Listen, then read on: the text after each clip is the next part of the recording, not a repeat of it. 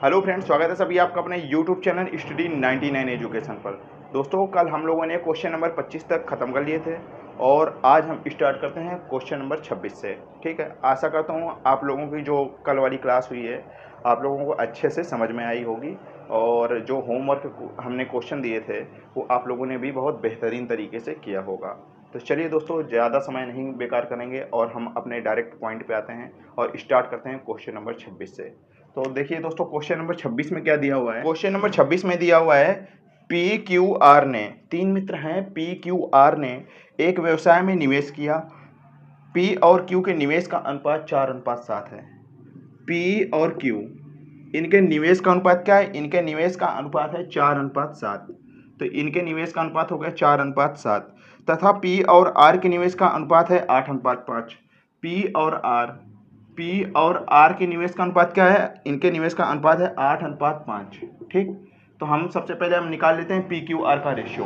तो देखो, दोनों में कॉमन पोर्शन क्या है? दोनों में जो कॉमन पोर्शन है पी।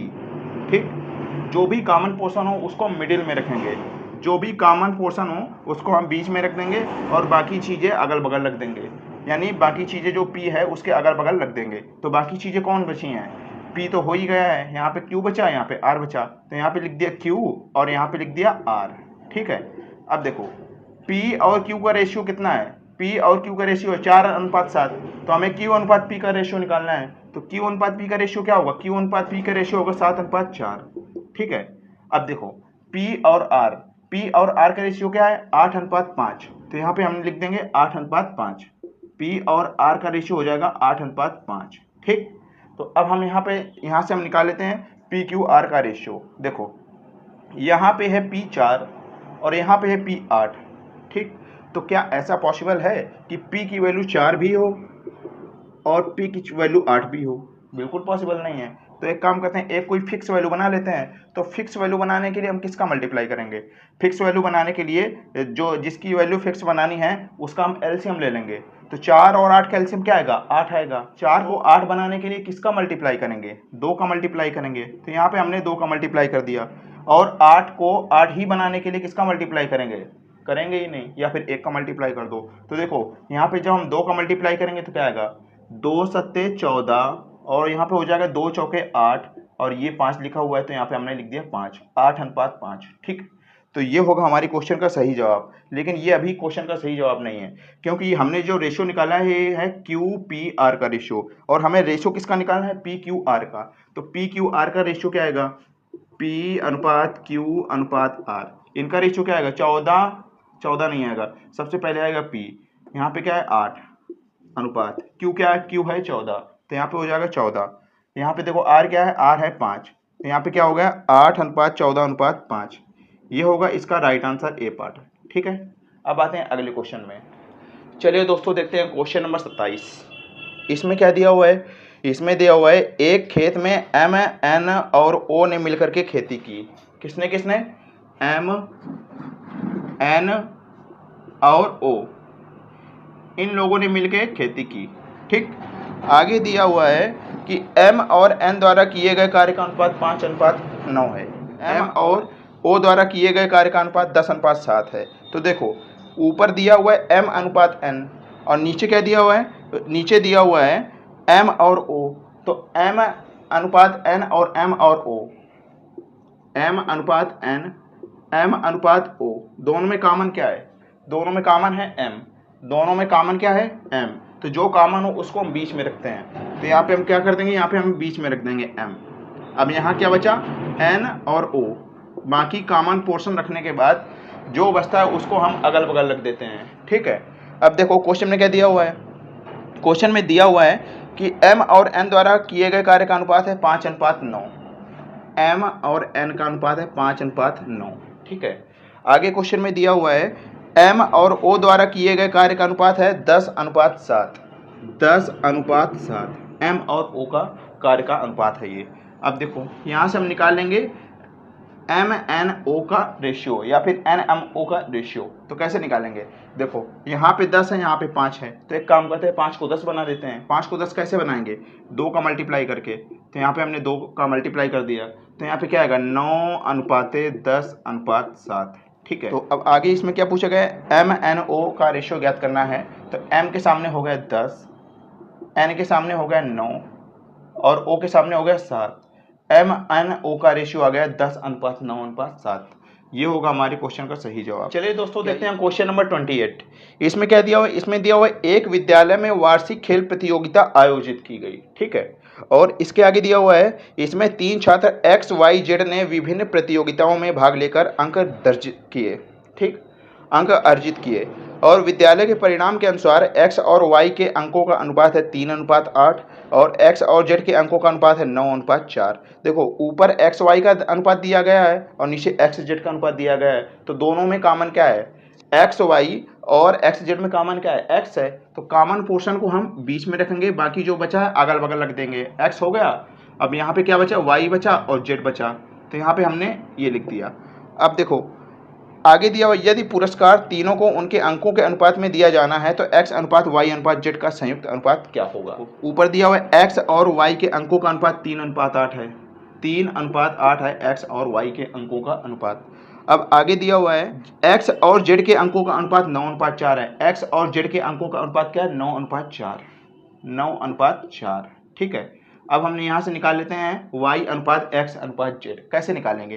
क्या बताओ? अच्छा, क्या x की वैल्यू 9, x की वैल्यू 9 और x की वैल्यू 3, x की वैल्यू 9 भी हो, x की वैल्यू 3 भी हो, क्या ऐसा पॉसिबल है? आप कहेंगे बिल्कुल नहीं पॉसिबल है। अगर हम कहते हैं कि तुम 9 साल के हो और फिर थोड़ी देर बाद कहते हैं कि तुम 3 साल के हो, क्या ऐसा पॉसिबल है? नहीं पॉसिबल है। कोई एक ही चीज़ तो फिक्स होगी, कोई एक ही एज होगी, या तो आपकी 9 साल एज होगी या तो 3 साल होगी, या और कोई इसका नंबर रहा होगा। ठीक है, कुछ भी हो सकती है एज, या आपकी एज 27 साल होगी। एक कोई आपकी जो एज होगी वो फिक्स वैल्यू होगी। तो हम यहाँ पे जो है ना, ये x बराबर 3 x बराबर 9, इसकी जो वैल्यू होगी कोई फिक्स वैल्यू होगी। तो फिक्स वैल्यू क्या होगी? एलसीएम। एलसीएम किसका होगा? जो x के नीचे लिखा होगा। तो 3 और 9 का एलसीएम क्या है? 9। तो हम 3 को 9 बना लेते हैं। तो 3 को 9 बनाने के लिए हम क्या करेंगे? 3 का मल्टीप्लाई कर देंगे। तो यहाँ पे क्या आएगा? 3 का मल्टीप्लाई करेंगे तो क्या आएगा?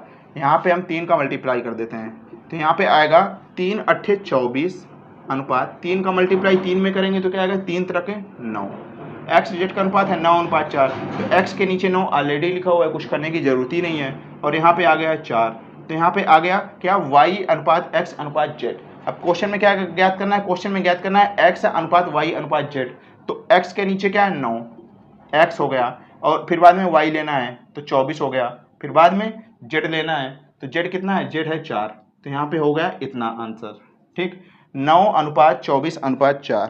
तो 9:24:4 कौन सा ऑप्शन है? A option. अब देखो अगला क्वेश्चन, इसमें दिया हुआ है एक व्यापारिक संस्था में 3 साझेदार ए बी और सी ने मिलकर के एक नया व्यवसाय शुरू किया। ठीक, वर्ष के अंत में लाभ को उनकी लगाई गई पूंजी के अनुपात में बांटने का निर्णय लिया गया। फिर लेखा विवरण के अनुसार ए और बी द्वारा लगाई गई पूंजी का अनुपात है 6:13, जबकि ए और सी द्वारा लगाई गई पूंजी का अनुपात है 12 और 5। तो देखो ए बी और ए और सी, इनमें कॉमन पोर्शन क्या है? इनमें कॉमन पोर्शन है ए। जो भी कॉमन पोर्शन हो उसके बीच में रख लो, जो भी कॉमन पोर्शन है उसको बीच में रख दो, बाकी जो बचा उसको अगल बगल रख दो। तो ए हो गया, बचा क्या? बी और सी। तो बी और सी को हम अगल बगल रख देंगे। अब ये हो गया रेशियो का चिन्ह, ये हो गया रेशियो का चिन्ह। अब देखो इसमें क्या बोला गया? इसमें बोला गया ए और बी द्वारा लगाई गई पूंजी का अनुपात कितना है? ए और बी द्वारा लगाई गई पूंजी का अनुपात है 6:13। तो ए और बी का अनुपात है 6:13, और उसके बाद में ए और सी द्वारा लगाई गई पूंजी का अनुपात क्या है? 12:5। ए और सी द्वारा लगाई गई पूंजी का अनुपात है 12:5। ठीक, तो देखो यहाँ पे ए है 6 और यहाँ पे ए है 12। ऐसा क्या पॉसिबल है? नहीं पॉसिबल है। तो कोई एक ही चीज़ इसमें बना लेते हैं। तो एक काम करते हैं, 6 और 12 का एलसीएम क्या होगा? 12 होगा। तो यहाँ पे हम 6 को 12 बना लेते हैं। तो यहाँ पे 12 कैसे बनाएंगे? 2 का मल्टीप्लाई करके। तो यहाँ पे क्या आएगा? 13 दूना 26 और 2 छक्का 12, और फिर ये हो जाएगा, ये 5 लिखा हुआ है तो यहाँ पे आ जाएगा 26:12:5। लेकिन क्वेश्चन में क्या पूछा गया, क्वेश्चन में पूछा गया ए अनुपात बी अनुपात सी। ठीक, तो ए अनुपात बी अनुपात सी क्या आएगा, सबसे पहले ए को लिखेंगे तो ए के नीचे है 12 तो मैंने 12 को लिख दिया। ठीक, फिर बाद में बी के नीचे क्या है, बी के नीचे है 26 तो मैंने यहाँ पे 26 को लिख दिया। फिर सी के नीचे क्या है, सी के नीचे यहाँ पे 5 है तो मैंने यहाँ पे 5 को लिख दिया। तो ये होगा हमारे क्वेश्चन का सही जवाब, 12, 26 और 5। कौन सा इसका राइट आंसर है, राइट आंसर है डी पार्ट। अब आते हैं अगले क्वेश्चन में। चलिए दोस्तों देखते हैं क्वेश्चन नंबर 30। इसमें क्या दिया हुआ है, इसमें दिया हुआ है सुनील की तुलना में रीता ने 25% अधिक निवेश किया। सुनील की तुलना में रीता ने, सुनील की तुलना में रीता ने 25% अधिक निवेश किया। रीता ने 25% अधिक निवेश किया। ठीक, 25%। तो एक काम करते हैं, सुनील ने मान लिया, हमने मान लिया कि सुनील ने 100 निवेश किया तो रीता ने कितना निवेश किया होगा, 100 का 25% क्या होता है 25, और 100 में 25 अधिक निवेश किया मतलब 125 निवेश किया। ठीक, अब इनका रेशियो निकाल लेते हैं। तो यहाँ पे क्या आएगा, 25 चौके 100, 25 पंचे 125। यहाँ पे रेशियो आ गया सुनील और रीता का 4:5। सुनील और रीता का अनुपात क्या आ गया, यहाँ पे आ गया 4:5। ठीक है, आगे दिया हुआ है क्वेश्चन में, सुनील ने अभिनव से 30% कम निवेश किया। सुनील ने अभिनव से 30% कम निवेश किया, 30% कम निवेश किया। मान लिया मैंने कि अभिनव ने 100 निवेश किया और 100 का 30% क्या होता है, 100 का 30% निकालेंगे तो 30 आएगा।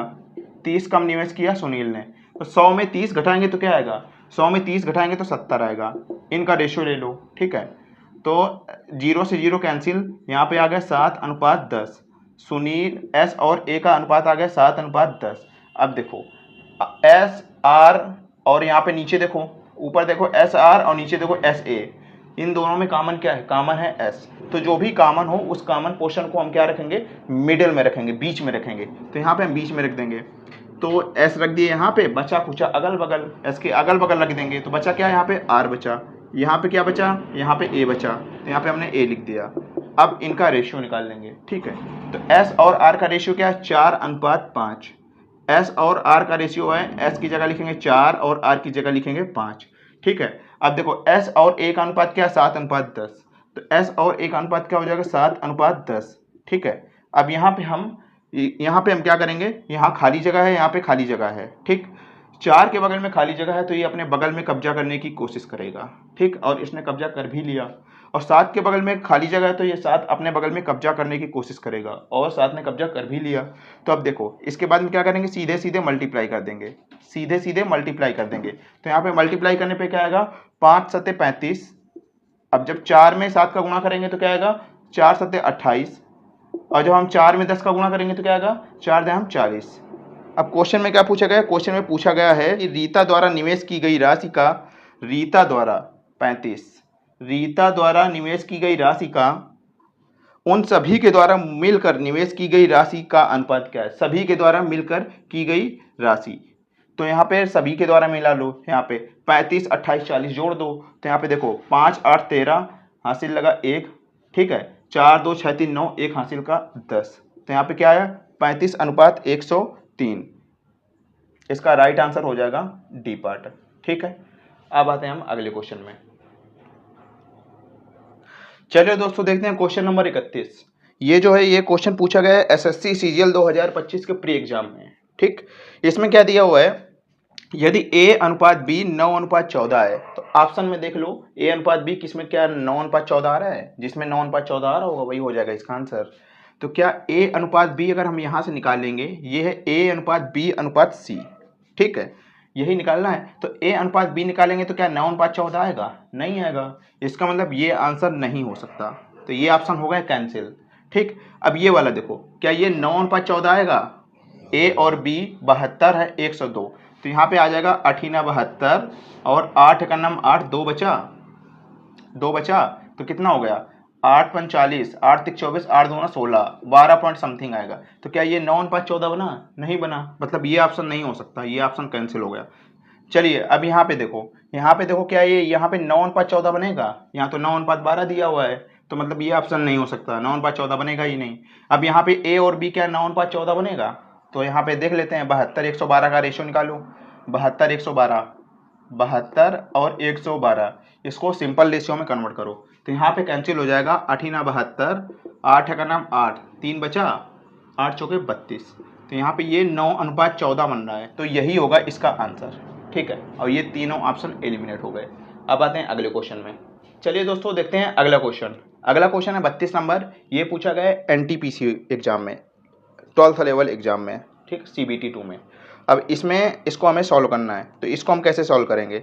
जैसे देखो यहाँ पे दिया हुआ है क्वेश्चन नंबर 32 में अल्फा और बीटा का अनुपात 15:22 है। जैसे इसमें दिया हुआ 15:22 है, तो यहाँ पे देखो ए और बी का अनुपात क्या 15:22 आएगा? निकाल लेते हैं। 90 और 66 का रेशियो, 90 और 66 मैंने अलग से लिख दिया समझाने के लिए, आपको यहीं पे सॉल्व कर लेना है मन में ही। ठीक है, यहाँ पे हम कैंसिल करते हैं 45 बार, और यहाँ पे क्या आएगा? यहाँ पे आएगा 33, और हमें कितना लाना है? A/B 15:22। तो यहाँ पे हम 3 से कैंसिल कर लेते हैं। 3 एक नाम 3, 1 बचा, 3 5 15, तो ये हो गया 22। 15:22 बन रहा है, मतलब ये ऑप्शन हो सकता है। ठीक, अब ये ऑप्शन हो सकता है, ये ऑप्शन हो सकता है। अब देखो यहाँ पे क्या 15:22 आएगा?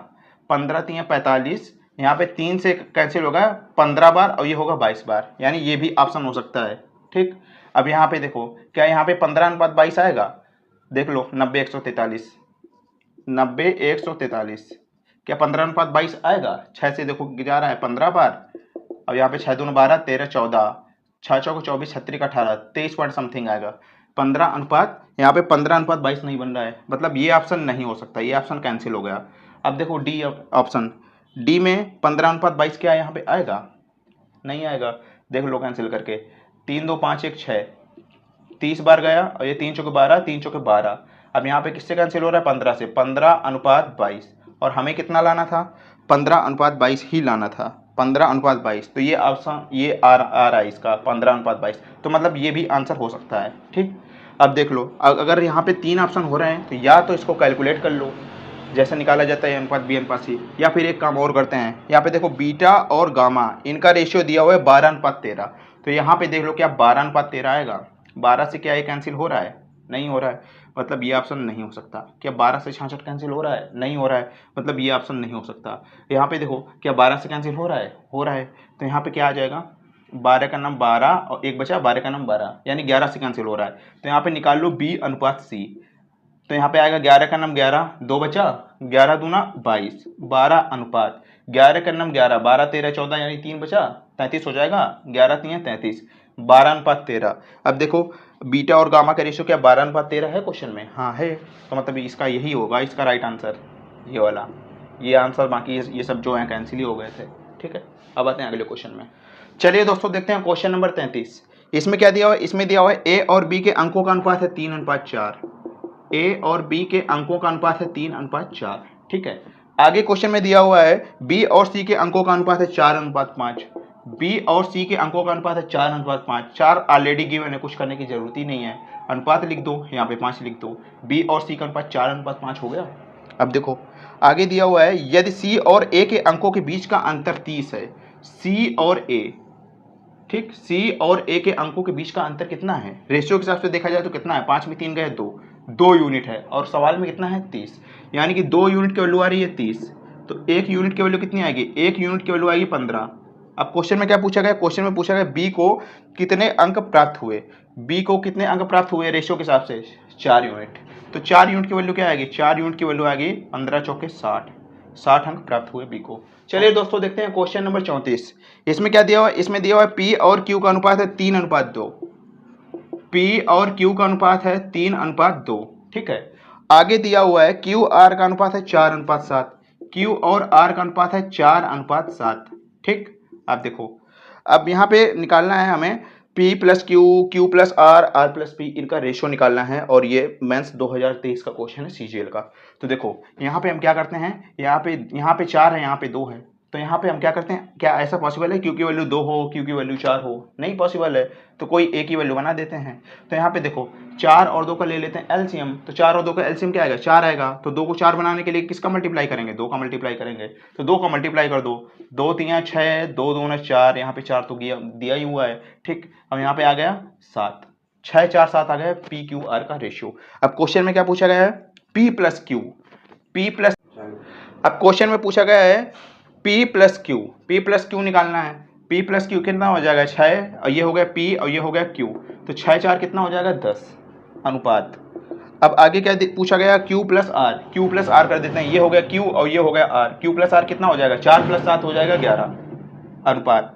अब आगे इसमें पूछा गया R plus P, R plus P क्या होगा R plus P, R plus P 7 6 13, ठीक 13। तो यहाँ पे कितना अनुपात आ गया 10 अनुपात 11 अनुपात 13, तो 10 अनुपात 11 अनुपात 13 हो जाएगा इसका right answer, answer number B part. ठीक है, तो दोस्तों आज के लिए बस इतना ही, हम मिलेंगे अगले वीडियो में, तब तक के लिए जय हिंद।